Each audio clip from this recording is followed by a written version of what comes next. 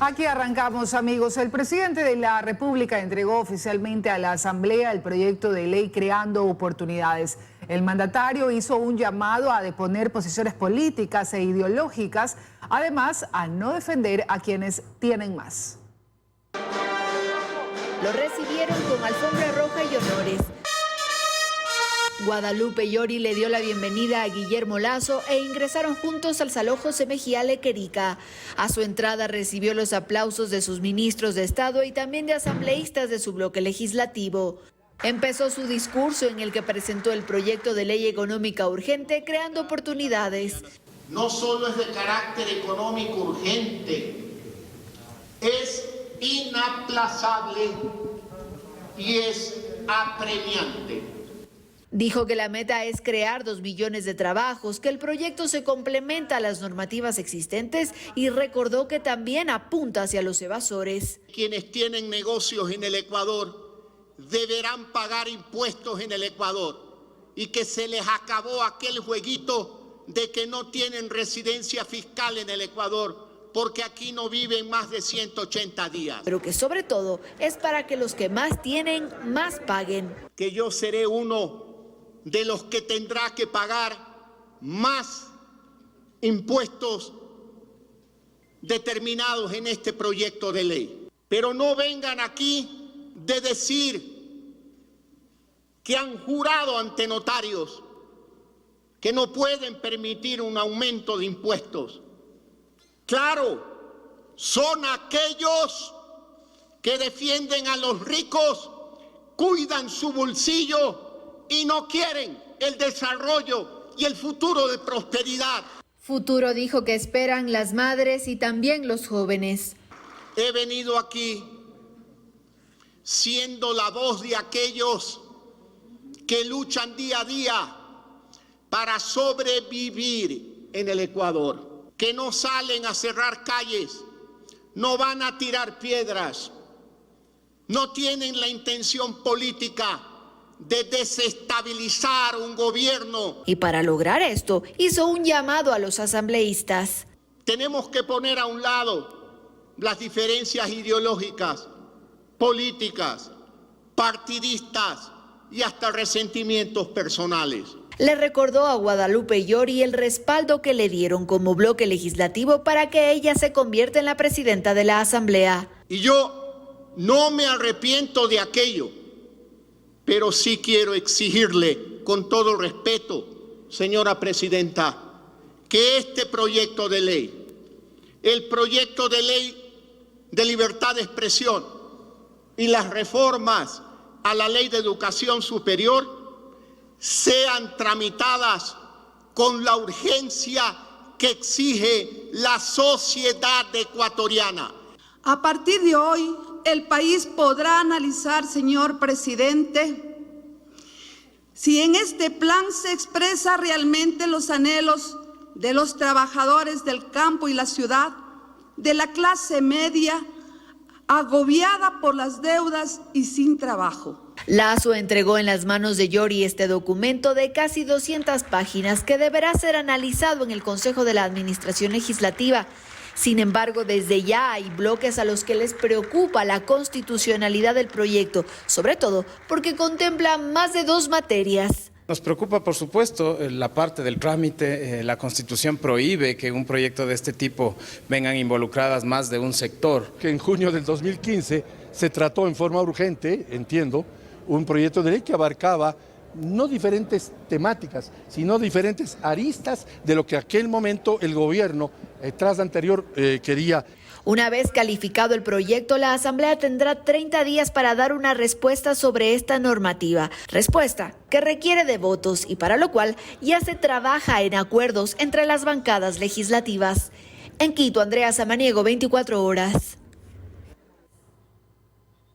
Y el proyecto Creando Oportunidades con carácter económico urgente propone cambios en el ámbito laboral y tributarios. Revisemos el contenido de esta propuesta, la tercera en el gobierno de Guillermo Lasso. Se propone un ajuste a las deducciones del impuesto a la renta para quienes ganen más de $24.000 anuales, es decir, quienes ganen más de $2.000 por mes. El aporte extra será progresivo y gradual. Se irá haciendo más grande y solidario conforme lo paguen quienes más ganan. Además, habrá una contribución especial temporal para las personas con patrimonios mayores a los $500.000 durante 2 años y por una sola vez para las empresas con un patrimonio mayor a $1 millón que durante el 2020 generaron utilidades y mayores ventas que en el 2019, es decir, que no se vieron afectadas durante la pandemia. En cuanto a los cambios laborales, se plantea un régimen alternativo. Serán ustedes, ecuatorianos, quienes en total libertad podrán decidir qué les conviene más. Podrían cambiar las condiciones para nuevas contrataciones. Se propone tener contratos alternativos a plazo fijo que podrían durar hasta 4 años. Es decir, apenas después de 4 años existiría un contrato indefinido. Para que el emprendedor pierda el miedo a contratar a más ecuatorianos y pagarles buenos salarios, se está proponiendo aligerar algunas cargas. Se respetarían vacaciones, habrá más opciones de lactancia materna y se extendería la licencia de paternidad. Según el presidente, no se vulnerarán derechos adquiridos. Si un empleador quiere pasar un empleado actual al nuevo código, será penalizado. No se dieron más detalles de la propuesta laboral, pero el presidente habló de eliminar impuestos. Propone eliminar el impuesto a la herencia para hijos y cónyuges, exonerar de valores pendientes de impuesto a la herencia a fallecidos durante la pandemia, eliminar el RISE que cobra el 2% de las ventas de microemprendedores. Además, se plantea eliminar el IVA para pañales, mascarillas, alcohol, gel, tampones, toallas sanitarias, hospedajes para extranjeros y también eliminar el ICE, impuestos a consumos especiales para planes telefónicos, vehículos eléctricos e híbridos. Para la atracción de inversiones se propone un nuevo marco sencillo para agilizarlas.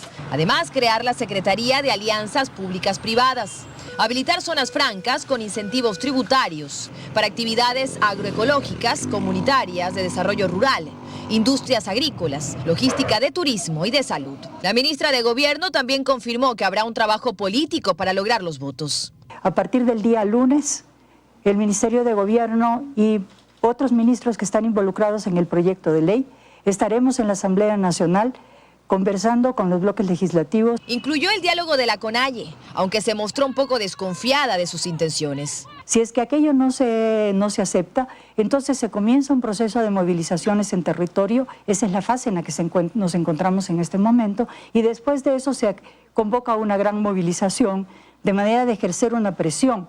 El presidente dijo estar seguro que en poco tiempo, con estas nuevas herramientas, se sentirá un cambio.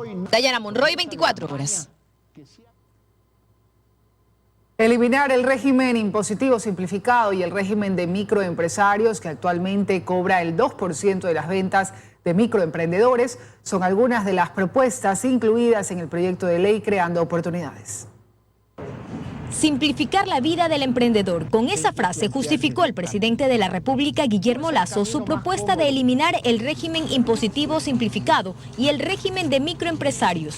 El primero vigente desde 2008 y el segundo desde hace un año, cuando la Asamblea anterior lo aprobó a través de la Ley de Simplificación Tributaria. Lo que él básicamente está diciendo es el sector público va a dejar de ser una traba para la inversión. Hoy día todo es traba, todo es complicación, todos son trámites, todos son permisos, todos son que hay que esperar y hay que pagar. Él quiere limpiar eso para que pueda haber con más facilidad inversión. Entonces, eso va a tomar tiempo, pero eso ya lo ha comenzado a hacer. Para Miguel Ángel González, presidente de la Cámara de Comercio de Guayaquil, la eliminación del RISE y del régimen de microempresarios era una oferta de campaña pendiente. Porque no es justo que se pague un 2% a las ventas cuando no hubo renta. La propuesta genera expectativas, pero también dudas. ¿Qué pasa con aquellos que ya pagaron o los que deben pagar el impuesto del 2% en las próximas semanas? Si se deroga el impuesto, pues al final de cuentas va a ser para el siguiente periodo. Igual toca pagar el año de pandemia, que es el año que fue fue más duro para todos, es el año que justamente queremos ayudar al microempresario. Entonces hay que buscar también un mecanismo, y esta es una solicitud que se hace a las autoridades, un mecanismo para que no se pague en octubre a quienes les toca pagar o a quienes se les vence el diferimiento, o que si lo pagan pues tengan alguna especie de crédito tributario para el siguiente periodo o una especie de remisión para el siguiente periodo, para de esta manera compensar el duro golpe que han tenido durante la pandemia, ¿no? Según el gobierno, con la nueva ley de ser aprobada, los negocios que vendan hasta $20,000 al año pagarán solamente $60 al año y ningún impuesto más. Aquellos que vendan más de $20,000 deberán tributar según una nueva tabla impositiva. Desde su creación a la fecha, el régimen impositivo simplificado ha recaudado poco más de $200 millones. Joana Ramos, 24 horas. Y varios sectores reaccionaron de forma positiva al proyecto de ley de oportunidades en lo que se refiere al tema laboral. Hay quienes se muestran un poco más cautos. Son más los sectores que están a favor de la denominada mega ley que entregará el presidente de la República, Guillermo Lasso, a la Asamblea, que los que se oponen respecto al tema laboral. El presidente de la Cámara de Comercio de Quito, por ejemplo, sostiene que esta ley busca generar estrategias laborales para quienes no tienen empleo adecuado en el país. Interactuamos con más de 100 colectivos en todo el país. Y eso creo que nos permitió escuchar a quienes son la gran mayoría del Ecuador y quienes no tienen empleo. El presidente de la Cámara de Agricultura, de su parte, considera que la ley busca atraer inversiones al país que ayude a la reactivación económica y a la generación de empleo. Ley que fue consensuada, según indica, por el Consejo Nacional de Trabajo y Salarios. Porque por primera vez se está pensando en términos reales en las grandes mayorías. 7 de cada 10 ecuatorianos que no tienen empleo pleno. Pero hay algo fundamental en esta ley que consideran los representantes por la situación que atraviesa el país, y es la importancia que tendrán los emprendedores y artesanos. Es justamente abrir opciones laborales para diferentes formas de trabajos e inclusive para quien está emprendiendo poder contratar más fácilmente. Asimismo, consideran que esto ayudará a erradicar la migración de los ciudadanos que buscan nuevas oportunidades en otros países. Creo que es un momento para privilegiar y conseguir una ley que justamente, dejando de un lado intereses políticos, privilegie el interés del Ecuador. Pero esta ley no es del agrado de todos. Los sindicalistas del FUT consideran que esta norma busca garantizar los privilegios de los grupos de poder y empresarios. Cuando se plantean reformas o una propuesta laboral distinta a lo que establecen los derechos dentro del Código del Trabajo. No únicamente busca tener mejores condiciones para que engorden su capital y su chequera a los empleadores. Lo cierto es que van a esperar algunas semanas para ver qué pasa y pronunciarse en rechazo a esta ley, como siempre lo han hecho, en las calles. En Quito, Paul Coello, 24 horas. En el marco de una investigación por presunto tráfico de influencias, la Fiscalía allanó las oficinas de la Contraloría en Guayaquil y el domicilio de uno de los hombres de confianza del exalcalde de Guayaquil, Jaime Nebot. Según informó la entidad, en esta investigación también estaría involucrado el excontralor del Estado, Pablo Celi. Por disposición de la fiscal Ruda Amoroso de la Unidad de Transparencia y Lucha contra la Corrupción con sede en Quito, el agente fiscal César Suárez y uniformados de la policía ingresaron a las oficinas de la Dirección Provincial de la Contraloría General del Estado en Guayaquil. Dentro de ellas permanecieron por más de una hora fijando documentación, recabando indicios. Entre ellos estos exámenes realizados por el organismo de control al municipio de Guayaquil. Estas fotografías fueron publicadas por la Fiscalía en su cuenta de Twitter. A través de un comunicado, la Contraloría General del Estado informó que su titular, Carlos Riofrío, ha dispuesto a las unidades de la entidad entregar oportunamente la información que soliciten los estamentos judiciales. Al salir de la diligencia no hubo declaraciones. Solamente que se Más temprano, en horas de la madrugada de este viernes, también fue allanado este domicilio ubicado en la vía San Borondón, de propiedad de José F., conocido hombre de confianza del exalcalde de Guayaquil y líder del Partido Social Cristiano, Jaime Nebot.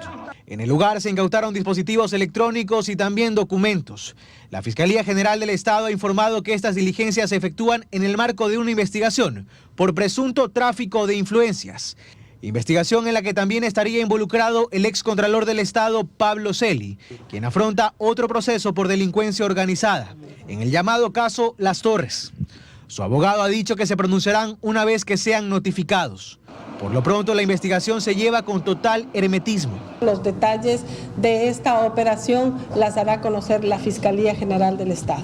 En las diligencias no se han efectuado detenciones y según la policía tampoco se habrían emitido boletas de captura. En Guayaquil, Carlos Acoto, 24 horas. Seguimos con más noticias, amigos. 7.648 fisuras es lo que se ha hallado en la central hidroeléctrica Coca-Cola Sinclair, una construcción multimillonaria ubicada en el oriente y que genera investigaciones en el interior de la Comisión de Fiscalización de la Asamblea Nacional. Definitivamente es una obra mal hecha. De esta forma resume el gerente de la unidad de negocio Coca-Cola Sinclair, Marcelo Reynoso, el estado en el que se encuentra una de las construcciones más ambiciosas promovidas por el gobierno del entonces presidente Rafael Correa. La central hidroeléctrica ubicada entre las provincias de Napo y Sucumbíos es tema de debate al interior de la Comisión de Fiscalización de la Asamblea Nacional, que este viernes recibió importantes comparecencias. A las 72 horas de funcionamiento, después de haber iniciado el funcionamiento de la central, uno de los cangilones del rodete empezó a desprenderse. Aunque en 2017 el costo estimado de la obra era de 1.158 millones, según el presidente de la comisión, Fernando Villavicencio, el costo total hasta la fecha asciende a 3.300, es decir, 2.142 millones más. Una obra multimillonaria con un sinnúmero de problemas, pues en su interior se han hallado 7.648 fisuras, 102 soldaduras sin inspección en fábrica y 433 áreas de defectos. Técnicos de la empresa que analizaron uno de los 8 distribuidores de la hidroeléctrica evidenciaron graves errores de forma y diseño, lo que ha derivado en fisuras. Si dejamos que esto avance, va a llegar un momento de colapso, porque la estructura no va a aguantar, la estructura interna no va a soportar, no va a tener un soporte. Es un acero estructural, es decir, para hacer vigas para puentes, vigas para edificios, no para hacer envases de presión. A pesar de que la central, que genera un 30% de la energía del país, fue inaugurada en noviembre de 2016, no ha sido recibida de forma definitiva por el gobierno, pues al momento tiene 39 pendientes por resolver. En varias ocasiones hemos mantenido reuniones con la contratista para establecer esta problemática y evidenciar nuestra preocupación. Sin embargo, Sinohidro ha hecho caso omiso a estas recomendaciones de SELEC y se ha negado rotundamente a poder implementar un sistema de reparación alternativo. El 17 de mayo de este año, la Corporación Eléctrica del Ecuador, SELEC-EP, presentó una demanda en contra de la contratista china Sinohidro. SELEC reclama $94 millones por daños y perjuicios. En Quito, Daniela Valencia, 24 horas. El presidente de la Corte Nacional de Justicia, Iván Saquicela, solicitó al Consejo de la Judicatura realizar de forma inmediata el concurso de oposición y méritos para la selección de jueces y conjueces. De acuerdo con Saquicela, el organismo actualmente presenta un déficit de funcionarios que dificulta el trabajo jurisdiccional. Cabe resaltar que previo a este pedido se efectuaron mesas de trabajo entre la Corte y el Consejo para garantizar el derecho de la ciudadanía de acceder a un sistema de justicia diligente. Y tras el pedido que hizo el presidente de la Comisión de Fiscalización de la Asamblea Nacional, el contralor subrogante Carlos Riofrío remitió la información sobre las resoluciones que están en firme en la vía administrativa de esa entidad, recordando la obligación de mantener la reserva en virtud de la presunción de inocencia. Así, el organismo respondió al pedido hecho el pasado 13 de agosto sobre los expedientes que la Contraloría mantiene abiertos sobre una treintena de legisladores. Y seguimos, la Fiscalía solicitó que se llame a juicio a la exasambleísta Karina Arteaga como autora del delito de concusión. Lo hizo durante la audiencia preparatoria de juicio que se desarrolló este viernes. La diligencia se reinstalará el lunes a las 11 de la mañana.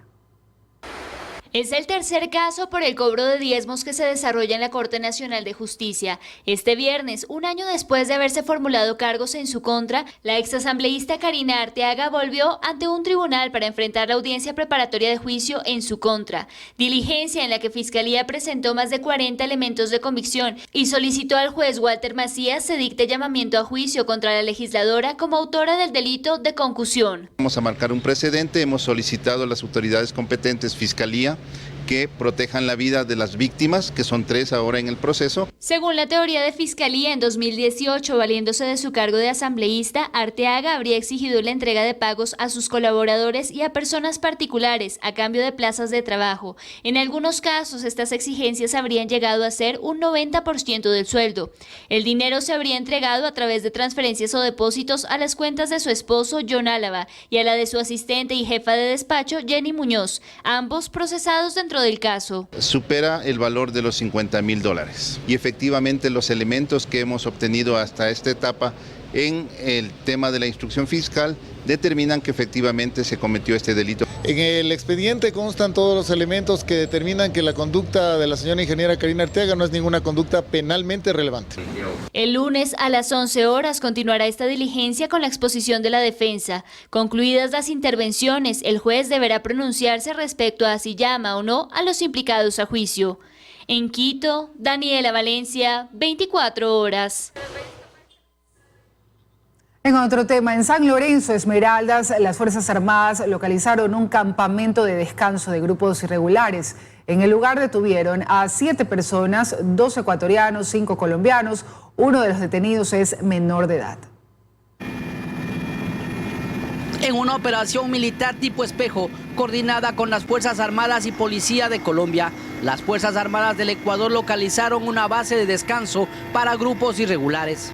Como resultado de estas operaciones, hemos encontrado una base de descanso de grupos ilegales armados. En el lugar 7 personas fueron detenidas, 2 ciudadanos ecuatorianos y 5 colombianos, quienes las autoridades presumen serían integrantes de grupos ilegales armados que operan en la línea de frontera. Está un menor de edad, la Policía Nacional tomará los procedimientos con la Fiscalía, pero son grupos que captan hasta menores de edad para actos ilícitos. Los uniformados decomisaron en el lugar armas de fuego, equipos de comunicación, municiones y alimentos, entre otras cosas. Estos grupos ilegales armados pasan a nuestro sector con la finalidad de descansar y ante también la presión que existe de parte de Fuerzas Armadas y Policía de Colombia. La base de descanso se encontraba en el límite fronterizo entre los dos países, del lado ecuatoriano, en el sector conocido como Mairongo, entre las brisas de Mataje y El Pan. Desde San Lorenzo al norte de Esmeraldas, con imágenes de Daniel Hidalgo, Carlos Chamorro, 24 horas. Finalizaron las operaciones militares en Los Ríos. Fueron 8 días donde se desplegaron operativos de control de armas, municiones y explosivos con el objetivo de reducir los niveles de inseguridad. Nos enlazamos con Martín Soto, quien nos informa desde la provincia de Los Ríos. Adelante, Martín, te escuchamos. ¿Qué tal, Diana? Gracias. Buenas noches, amigos. Efectivamente, la operación militar Espada 2 terminó hoy en la provincia de Los Ríos y dejó algunas cifras interesantes que se las contamos en el siguiente reportaje. Culminó una semana completa de operativos militares en la provincia de Los Ríos, ejecutados con el objetivo de reducir índices delictivos en los 13 cantones. Lo que denota que esta presencia surtió los efectos positivos en términos de una mejor percepción de la seguridad por parte de la población. 3.848 vehículos fueron registrados para obtener un resultado de 400 municiones, 62 armas de fuego y 68 armas cortopunzantes decomisadas.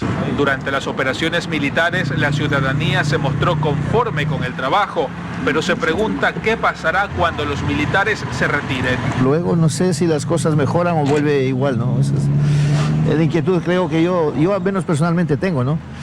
Según el jefe del Comando Conjunto de las Fuerzas Armadas, esta semana de trabajo también sirvió para levantar información que servirá para nuevas intervenciones. Sobre la base de esa información y con los procedimientos legales que muchas de estas acciones se tienen que cumplir como establece la ley, continuaremos realizando nuestro trabajo.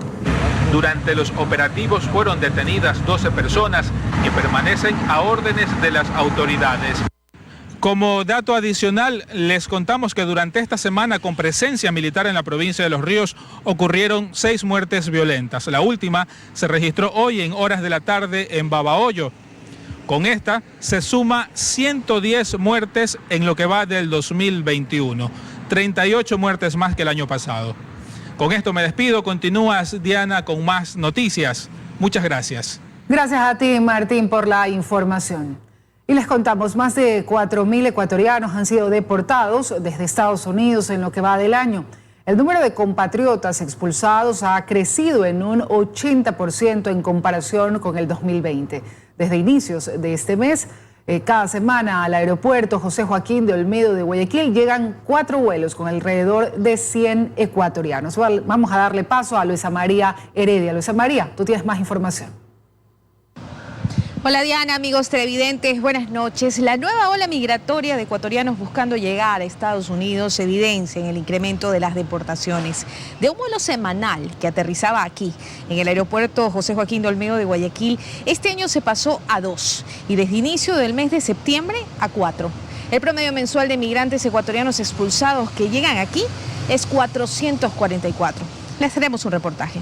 Son migrantes ecuatorianos pisando nuevamente suelo patrio, tras haber sido deportados. Desde inicios de este mes, cada semana, al aeropuerto José Joaquín de Olmedo de Guayaquil llegan 4 vuelos, 2 los martes y 2 los viernes, con alrededor de 100 compatriotas, entre adultos, niños y adolescentes, que aunque entraron a Estados Unidos irregularmente, no pudieron quedarse a cumplir el tan ansiado sueño americano. Según cifras de la Cancillería publicadas por Primicias en lo que va del año, es decir, de enero a septiembre de 2021, alrededor de 4.000 ecuatorianos han sido deportados desde Estados Unidos, un 80% más de lo que se registró hasta el cierre de 2020, cuando fueron 2.951 los compatriotas deportados. El Servicio de Inmigración y Control de Aduanas de Estados Unidos ha reconocido que el número de ecuatorianos enviados en vuelos de expulsión y remoción, si bien venía aumentando en los últimos 4 años, con la pandemia se disparó. Este año 2021 es donde realmente explotó y se hizo un gran negocio con el sufrimiento de los ecuatorianos que, queriendo escapar de la pobreza, fueron hacia México. En su reciente intervención en la Asamblea General de las Naciones Unidas, el presidente Guillermo Lasso habló de la migración. La calificó como una tragedia y dijo que hoy en día los migrantes en el mundo ya no buscan solamente mejores horizontes, sino su supervivencia. Y seguirán habiendo más, y esto ya no es cuestión de las deportaciones masivas, sino parar la ola migratoria desde el Ecuador. Lasso considera que la integración comercial es una de las salidas para esta problemática social. El exministro de Gobierno y ex canciller Mauricio Gándara concuerda, pero cree que hay que hacer más. La situación es tan dramática que hace falta adoptar medidas urgentes, como la inversión inmediata en obra pública para generar empleo y mejorar las condiciones de vida en las zonas desde donde más migran. En un camino vecinal, en cualquiera de las obras de dragado, de construcción de canales, de riego y de cosas por el estilo, es la obra pública la que absorbe esa mano de obra. De acuerdo a datos difundidos por el Ministerio de Gobierno, hasta el 19 de septiembre pasado, de los 841 ecuatorianos que salieron rumbo a Guatemala, solo 425 regresaron. Antes, 7 de cada 10 que viajaron a México tampoco lo hicieron. Y hay un grupo esperando por también retornar en estos vuelos, obligados, inclusive pensando en que lo volverán a intentar una y otra vez más. Un migrante deportado me dijo que tenía 5 oportunidades para llegar a Estados Unidos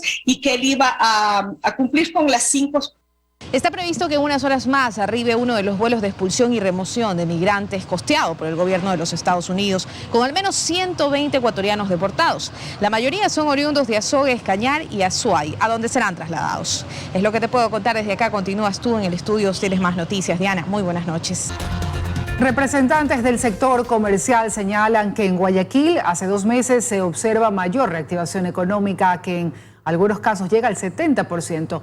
Luis Alfredo Zúñiga nos amplía los detalles. Luis.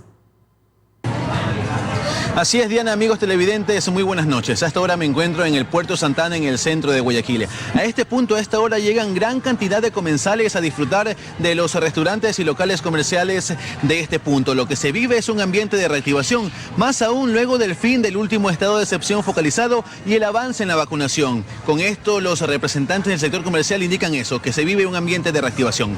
El detalle en el siguiente reportaje. Con los contagios a la baja y con cada vez menos pacientes con COVID-19 en los hospitales de Guayaquil, lo que sí ve en alza es la reactivación económica. Así lo sienten en los locales y restaurantes, respetando medidas de bioseguridad. Las ventas van en aumento y la gente llega. Sí, ha habido bastante movimiento esta última semana a los locales. Sí, se siente como que la gente está volviendo, ¿no? En las últimas semanas, los partidos de eliminatorias y de Copa Libertadores han incentivado a que lleguen comensales y se avisora un cierre de año positivo. Ya tenemos más o menos unos 2 meses ya que ya estamos reactivándonos. Estaban las ventas de un 20%, gracias a Dios estamos más o menos por el 70%. En Guayaquil también se realiza el autoshow al cual llegan más de 3.000 personas por día. En la ciudad se apunta al turismo de convenciones. Luego de la pandemia es bueno que la economía vaya reactivándose. En los centros comerciales y de igual manera en la bahía se registra bastante movimiento en los últimos días y con ello un aumento de ventas. Ahora los representantes del sector comercial están expectantes de lo que ocurre en octubre, mes en que se conmemora la independencia de Guayaquil, y se preparan varios eventos. En el Puerto Santana también califican de positivos los últimos meses y esperan que continúe el mismo panorama. Protegiéndonos con el distanciamiento de las mesas, igual con mascarilla, alcohol en mano y temperatura. Hace 5 meses atrás sí comenzó a haber fluencia de gente y en esta semana estamos viendo más movimiento de personas. En Guayaquil, restaurantes, bares, restobares y salones de eventos pueden operar hasta con el 75% de aforo. Lo mismo para gimnasios, cines, teatros y centros comerciales. Desde el sector comercial lo que se espera, por supuesto, es que esta reactivación siga en alza y también se comprometen a respetar las restricciones que rigen en Guayaquil. Ahora también lo que esperan es ver qué ocurre en octubre, fiestas de independencia de Guayaquil, para continuar con esta reactivación y las ventas continúen incrementando. Esa es la información al momento, continúan con más en estudios. Muy buenas noches. Buenas noches, Luis, gracias. Ahora les presentamos a todos ustedes, amigos, nuestro segmento Por tu Salud. Por tu salud. Hola amigos, muy buenas noches, bienvenidos nuevamente a su segmento Por tu Salud. Soy el doctor Esteban Ortiz y hoy vamos a hablar sobre el rol que tienen los fisioterapistas físicos en el manejo multidisciplinario de los pacientes que se han recuperado de la COVID-19. Como todos los viernes tenemos a un o a una especialista. En este caso, pues tenemos a la fisioterapeuta María Paz Velázquez. Ella es del Centro María Paz Fisioterapeuta. Mi querida María Paz, ¿cuáles son las consecuencias físicas más importantes que un paciente que se ha recuperado con COVID podría tener después del alta hospitalaria? Bienvenida. Gracias, Esteban, por la invitación. Como tú sabes, el reposo prolongado, la falta de movilidad y la falta de actividad física hace que no solamente los tejidos musculares sufran, digamos, una lesión, sino también se están viendo patologías a nivel cardiovascular y respiratorio. Hablando específicamente de músculos, tendones, huesos y articulaciones, sabemos que son tejidos que funcionan de su manera más óptima cuando el cuerpo está de pie, luchando en contra de la gravedad y soportando su peso corporal. El desuso de estas provoca no solamente un daño a nivel estructural, sino también en su función. Tenemos ahora evidencia, se han realizado estudios en imagen, tanto en tomografía como en resonancia magnética, y se aprecia una pérdida de masa muscular que oscila entre el 1.5 y el 2% a partir de durante las 2 a 3 semanas de inmovilización. Y en cuanto a pérdida ósea, el 1% a partir de la primera semana de inmovilidad. Excelente información. Y pues bueno, ¿cuáles son los ejercicios principales, o más bien dicho, cuál es el rol del fisioterapeuta en estos pacientes que se han recuperado de la COVID-19? Lo podemos dividir en 2 grupos principales. El primero es denominado movilidad temprana, donde básicamente el fisioterapista tiene la función de movilizar tanto miembros superiores, inferiores, tronco y abdomen, siempre y cuando la condición clínica del paciente lo permita. Aquí se ocupa una escala que va del 0 al 10, donde 0 el fisioterapista realiza toda la movilidad porque el paciente clínicamente no lo puede hacer, y progresivamente vamos avanzando hasta el número 10, donde el paciente está apto para poder caminar por sus propios medios, soportar su peso, al menos por 5 metros. Y el segundo grupo, es la fisioterapia pulmonar, que es devolverle toda la capacidad al paciente respiratoria, tanto a nivel hospitalario como el acompañamiento en casa. Es súper importante aclarar que el paciente post-COVID no debe ser manejado únicamente por fisioterapia física o solo respiratoria. Estamos viendo secuelas a nivel también cognitivo y emocional, así que debe ser abordado de una manera multidisciplinaria. Excelente explicación. Y ustedes, amigos, ya escucharon. Si usted ha salido del COVID, no vaya y agarre la primera pista de atletismo y corra 10 kilómetros al día siguiente. Consulte a su médico, a su fisioterapeuta, pues, y cuídese. Nos vemos en el siguiente segmento de Por Tu Salud.